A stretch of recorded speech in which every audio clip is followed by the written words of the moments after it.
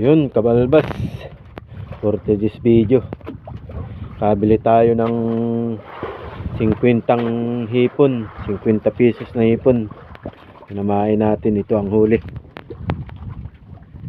Yan, bisugo, tsaka may isang pakoy na pang ihaw, tsaka ito goods na goods, idol. Ito goods na rin, pang ulam na.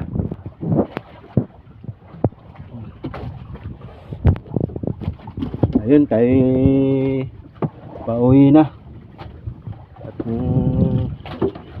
hapon na.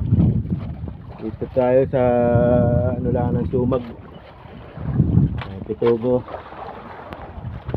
Ayun, pakishare mo na lang kabalbas, pakipalo. Salamat, lagi kayong mag-iingat.